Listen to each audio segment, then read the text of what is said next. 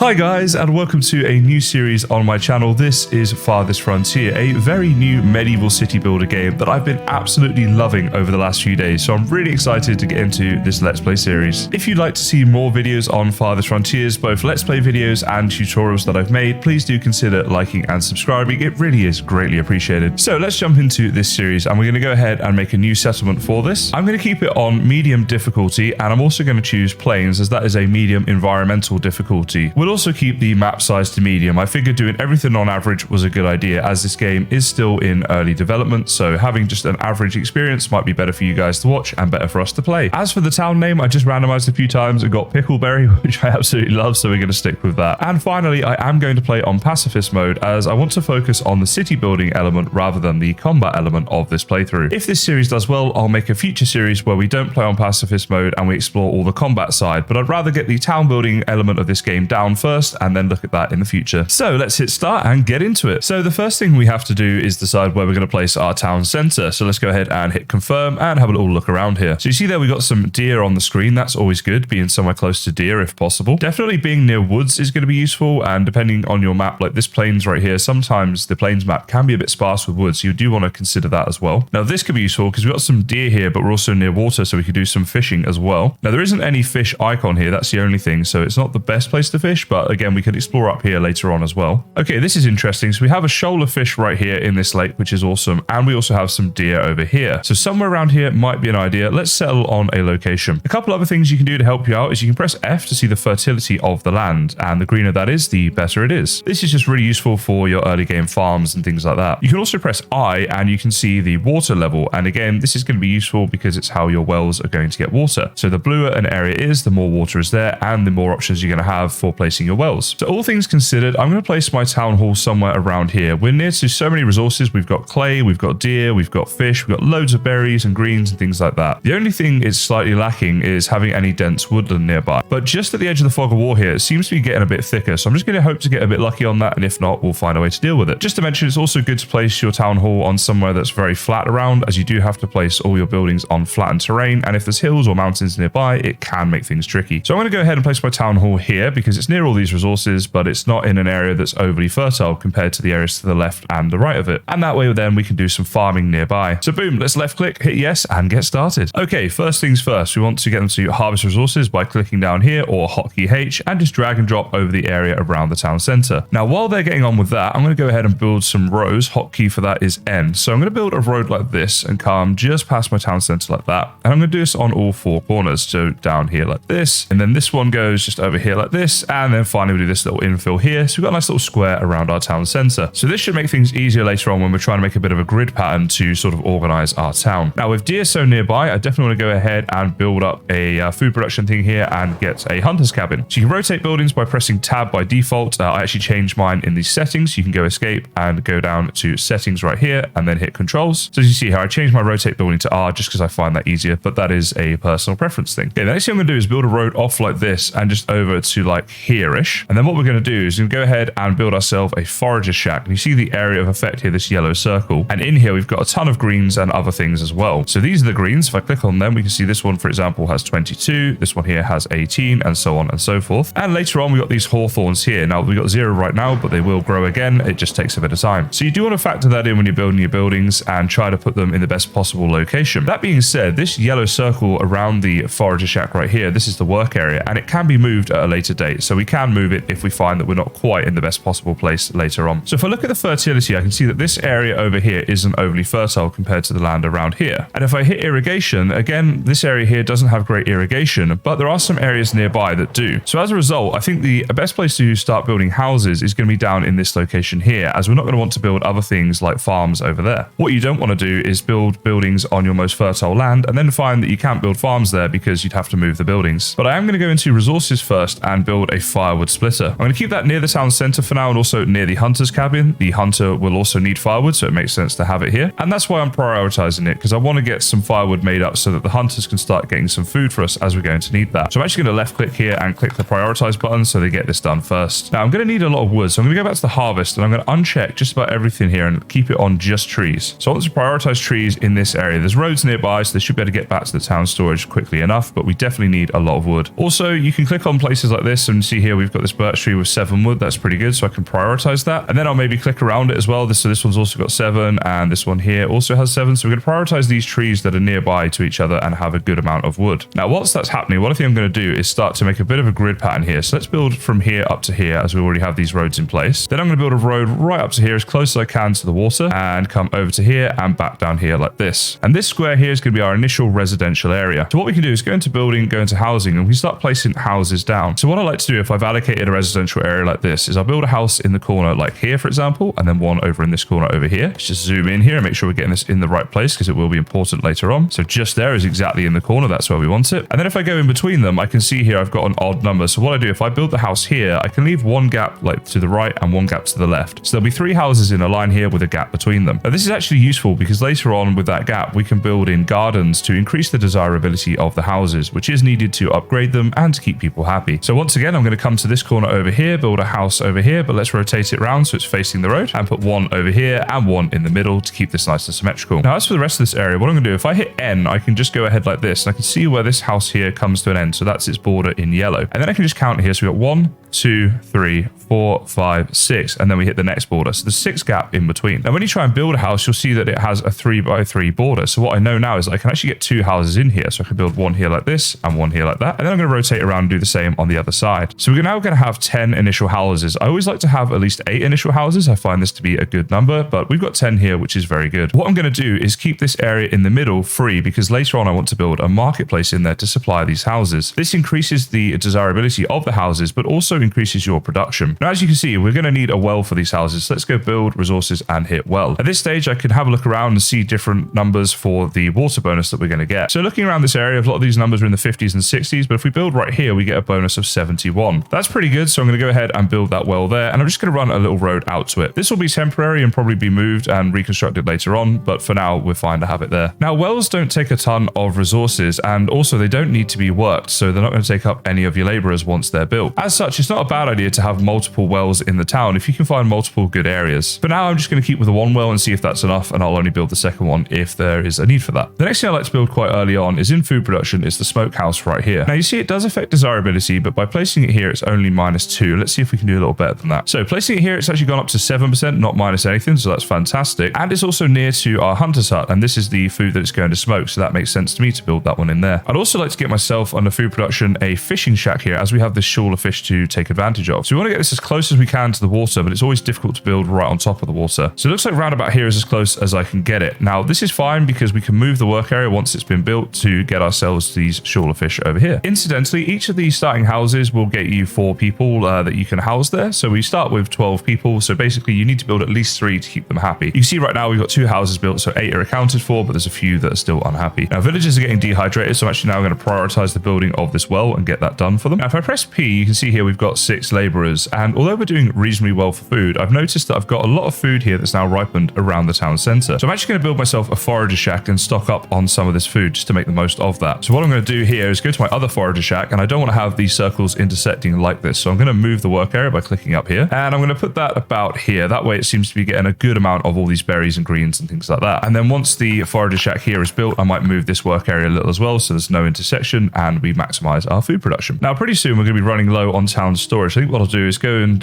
build myself one of these up here, a nice stockyard. That's a nice progression in the game. So let's see where do we want to put that. I think just here is a good location as any, nice and central to the town at this stage. And as we expand out, it will remain fairly central. Now I'm just going to start running this road off here because the next thing I want to think about is my farming, because this is in a fertile area and we're already starting to build on it, which isn't ideal. So I just got the fertility back up and I've realized that this is going to be built in quite a fertile area. So I don't want to do that. I'm actually going to cancel that one. I'm going to build it here and we're going to lose this hawthorn bush, but it's just going to keep things a little bit more better for my grid pattern moving forwards. And it's only 1 bush. I decided I'm going to move my smokehouse as well so I can accommodate some fields a bit better. So I think I'm going to put that just here, still next to the hunter's cabin and still a decent desirability, but out the way of where the fields will go. And as winter's coming, I'm going to make that a priority so we can store lots of food to hopefully get us through that winter period. Okay, we've had 7 people turn up, and at this stage, I am going to accept them. I think the work they can do is going to counteract the resources they're going to take up for us. Okay, the fisherman's hut has been built, and it says right here there's no fish in range. So what we need to do is go and move its work area and put it just like out here like this. There we go. So now it's going to do a lot of fishing for us and generate some more food. So I've noticed here there's only 2 deer left in this population. So what I'm going to do is click on here and go ahead and reduce this worker so we're not farming them. I believe what will happen is that will allow the deer numbers numbers to start going back up again. So long term, this will benefit us. This is something I'm pretty sure about, but I'm going to keep an eye on, and I'll let you guys know whether or not this actually works the way I think it does as we progress through. It does, however, mean that food is starting to become a bit of an issue. So I want to start on building where my farms are going to go. So I'm going to go ahead and put a gate in just here like this, and that's all under the walls and roads. And then we're going to select this one right here, the fence, and start fencing off an area for our farms. Now, as it happens, there's not enough space in here, so I'm going to go ahead and salvage this road, get rid of that. Then I'm going to go to food production and just start planning out the farms. So basically, I want it to go like here, like this. And I believe 5x5 is the minimum, right? So we can do a 5x5 just here like that. But I think a 10x5 might be a really good size, and we could maybe